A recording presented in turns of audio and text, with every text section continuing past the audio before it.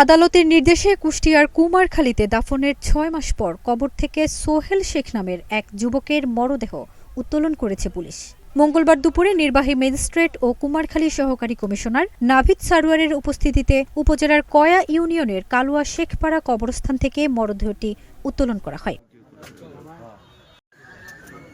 নিহত সোহেল শেখ ওই এলাকার মৃত শাহাদত শেখের ছেলে। পরে মরদেহটি ময়নাতদন্তের জন্য কুষ্টিয়া ২৫০ শয্যা বিশিষ্ট জেনারেল হাসপাতালের মর্গে পাঠিয়েছে পুলিশের পিবিআই শাখা। স্থানীয়রা জানায়, কয়েক বছর আগে সোহেল তার স্ত্রী সন্তান নিয়ে ঢাকার একটি গার্মেন্টসে কাজ করতেন।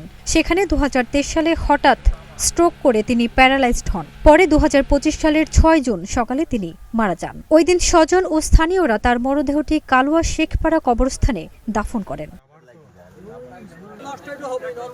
পুলিশ সূত্রে জানা গেছে, নিহত সোহেলের ছেলে সোহানুর রহমান বাদী হয়ে গেল বছর ১৬ জুলাই শারীরিক নির্যাতন ও বিষাক্ত ওষুধ প্রয়োগে হত্যার অভিযোগে সোহেলের মা বোন সহ ৫ জনকে আসামি করে আদালতে একটি মামলা দায়ের করেন। মামলা তদন্তের স্বার্থে আদালতের আদেশে মঙ্গলবার কবর থেকে মরদেহটি উত্তোলন করে মর্গে পাঠায় পুলিশ। ফারজানা নিকিতা, নাগরিক প্রতিদিন।